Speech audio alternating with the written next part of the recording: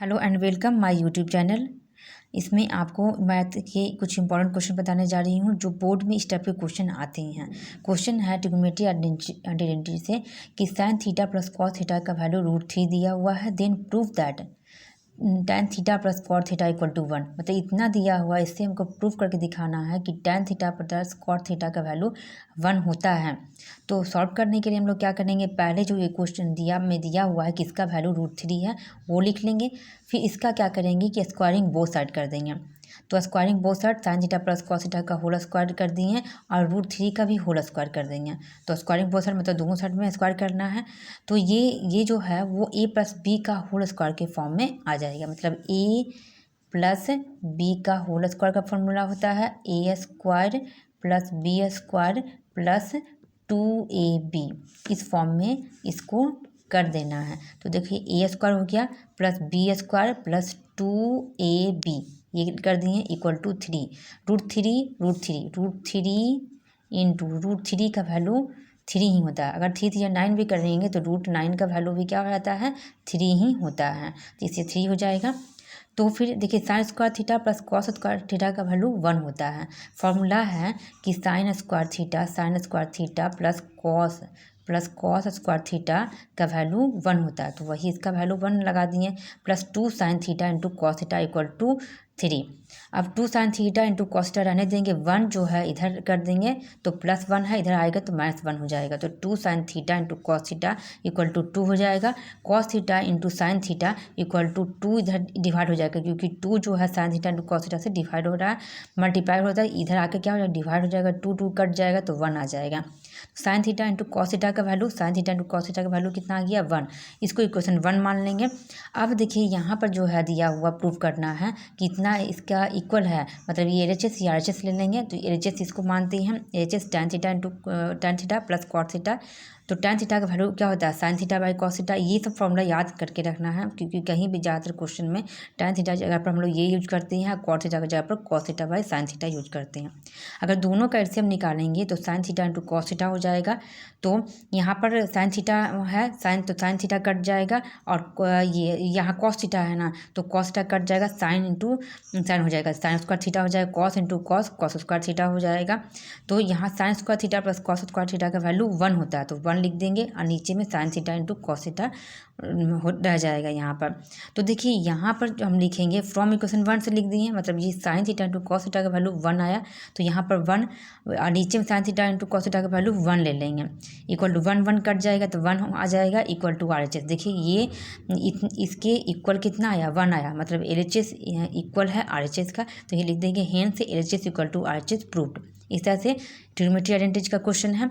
अब देखिए अरिथमेटिक का कुछ इंपॉर्टेंट क्वेश्चन, अरिथमेटिक का इस टाइप का क्वेश्चन आता है। Find the sum of all 11 terms of an AP whose 6th term is 30। 6 term जो है वो 30 दिया हुआ है।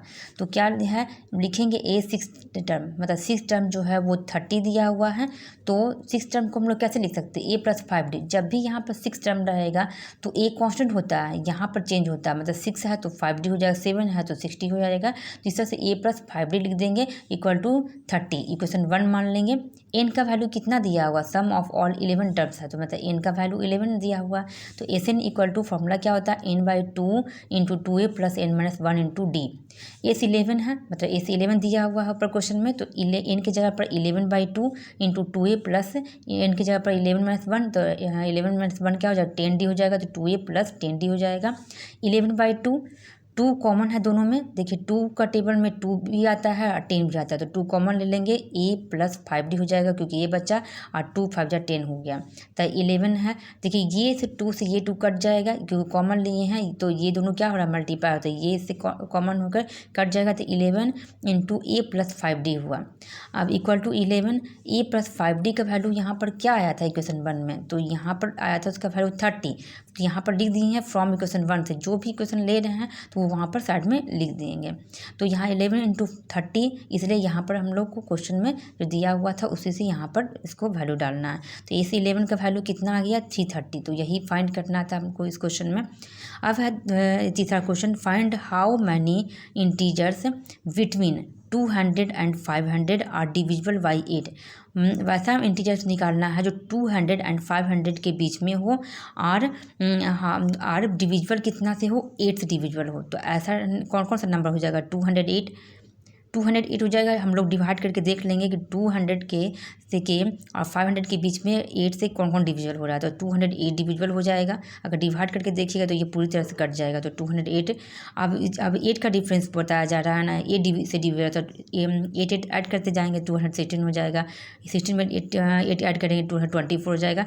लास्ट में हम लोग चेक करेंगे कहाँ तक आता है 500 के बीच में। तो 496 जो है 8 से डिविजिबल है। तो लास्ट जो nth टर्म हो गया वो ये हो जाएगा। तो ए का वैल्यू ये हो जाएगा। डी का वैल्यू हमेशा जो डिविजल दिया हुआ वही डी का वैल्यू होता है। यहाँ निकाल के भी दिखा दिए हैं, लेकिन ऐसे जो डिविजल दिया हुआ वही डी का वैल्यू होता है। एन का वैल्यू लास्ट टर्म जो है वो 496 दिया हुआ। एन को लास्ट टर्म भी बोलते हैं, एन से भी डिनोट करते हैं। तो एन का वैल्यू निकालना है। तो n equal to a plus n minus 1 into d, ये फॉर्मूला होता है। एन का लास्ट टर्म जो है 496 दिया हुआ है। ए का value 208 plus n minus 1 into d. 496 minus ये इधर जाएगा तो माइनस 208 हो जाएगा इक्वल टू 8n। इससे मल्टीप्लाई हो जाएगा तो 8 हो जाएगा।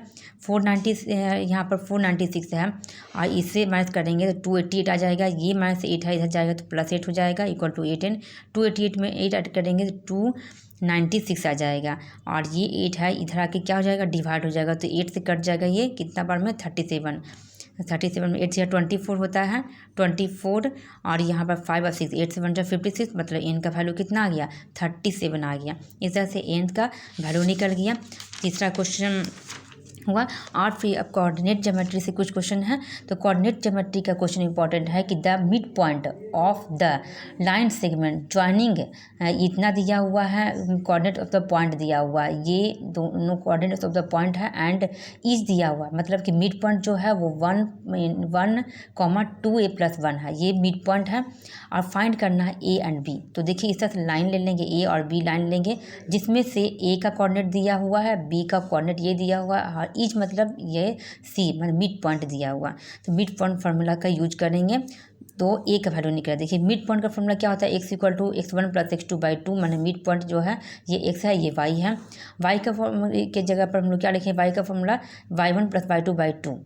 तो ये x1 हो जाएगा, ये y1 हो जाएगा, x2 y2 हो जाएगा। तो x की जगह पर देखिए यहाँ वैल्यू दिया हुआ मिड पॉइंट का 1 दिया हुआ है, x1 का वैल्यू 2a प्लस x2 का वैल्यू कितना दिया हुआ -2। तो इस तरह से देख देंगे और इसको इससे क्रॉस मल्टीप्लाई कर देंगे, 2 इंटू 2 हो जाएगा और ये इससे मल्टीप्लाई 2a हो जाएगा प्लस -2 हो जाएगा। 2 इधर आ जाएगा 2, तो 2 कितना हो जाएगा 4 और 2a हो जाएगा। ये इधर डिवाइड कर देंगे, ए का वैल्यू 2 आ जाएगा।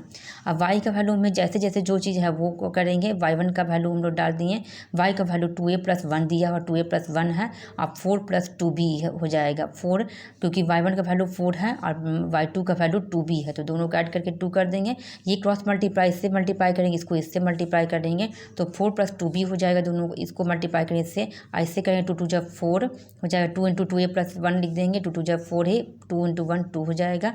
इस तरह से इसका सिंप्लीफाई करेंगे, 4 हो जाएगा, 2b हो जाएगा, 4 हो जाएगा। ए का वैल्यू तो निकालना ही है, तो पुटिंग ए इक्वल टू 2, ए का वैल्यू, क्योंकि ए का वैल्यू यहाँ पर हम लोग निकाल चुके हैं, तो ए का वैल्यू हम लोग ए की जगह पर 2 डाल देंगे इक्वल टू 2 प्लस 2, 4 2 जा 8 हो जाएगा और 2 है और ये जो 4 है इधर आके क्या हो जाएगा -4 हो जाएगा। तो 2b और 8 प्लस 2 10 हो जाएगा, 10 में से 4 जाएगा 6/2। b का वैल्यू कितना आ जाएगा 3 आ जाएगा। इस तरह से ए और बी का वैल्यू निकाल देंगे। पाँचवा क्वेश्चन है the 3 vertices of parallelogram are 3 4, मतलब इतना वर्टिसेज 3 वर्टिसेज दिया, उसमें से फाइंड द 4th वर्टिसेज निकालना है। तो इस तरह से पैरेललोग्राम निकाल लेंगे, इसमें से ए बी सी डी लिखेंगे, जिसमें से ए बी सी का वैल्यू दिया हुआ वर्टिसेज, लेकिन डी का वर्टिसेज नहीं दिया हुआ। तो हम लोग क्या करेंगे, जिसका दोनों वर्टिसेज, यहाँ देखिए ये जो है लाइन वो जो है वो mid point of A B है, ए सी है, ए सी का मिड, यहाँ पर लिख दिए O is the mid point of D B and A C, D B और ए सी दोनों का मिड पॉइंट ओ है। तो ये इसका वैल्यू भी दिया हुआ, तो हम लोग ए सी को मिड पॉइंट लेके बनाएंगे। तो कोऑर्डिनेट्स ऑफ पॉइंट ओ का कोऑर्डिनेट निकालने के लिए हम लोग कर लेंगे x1 प्लस x2, मतलब x1 प्लस x2, मतलब या तो इसको ऐड कर दीजिए तो हो जाएगा 9 + 3/2 और 8 + 4/2। तो यहाँ पर 9 3 12/2 हो जाएगा, 8 और 4 12/2, 2 6 जा 12, 2 6 जा 12, 6 6 आया, ओ का कोऑर्डिनेट 6 6 आया। तो अब ये बी डी में ले लेंगे। बी डी में अगर हम लोग मिड पॉइंट यहाँ का लेती हैं तो मिड पॉइंट का वैल्यू देखिए ये एक्स है और ये वाई दिया हुआ। तो डी का कोऑर्डिनेट कैसे निकाल देंगे, तो मिड पॉइंट 6 है, एक्स इक्वल टू क्या होता है x1 + x2/2, तो x1 हो जाएगा और x2 + y1 + y2। तो यहाँ पर y1 + y2 लिख दिए। x की जगह पर 6 दिया हुआ, y की जगह पर भी 6 दिया हुआ, तो 6 हो जाएगा x + 3, x + 3/2 और y + 8/2, इस तरह से कर देंगे। और यहाँ पर इसको क्रॉस मल्टीप्लाई करें, 12 हो जाएगा, y + 8 हो जाएगा और यहाँ पर x + 3 हो जाएगा, यहाँ पर कोई नंबर नहीं है मतलब x + 3 हो जाएगा, 6 2 जा 12 हो जाएगा, x ये इधर जाएगा तो 3 हो जाएगा, तो 12 - 3 9 हो जाएगा और y + 8 = 12, तो 8 इधर जाएगा तो -4 हो जाएगा। इस तरह से y का वैल्यू निकल जाएगा। तो आपको मैंने बेस्ट 5 क्वेश्चन बताया जो बहुत इंपॉर्टेंट है, एग्जाम में आते हैं इस टाइप के क्वेश्चन, इसलिए आप इस वीडियो को ज़्यादा से ज़्यादा देखिए। एक बार में समझ नहीं आया तो 2 बार देखिए, लेकिन देखिए। आपको मेरी वीडियो अच्छी लगी तो please subscribe, like and share. Thank you.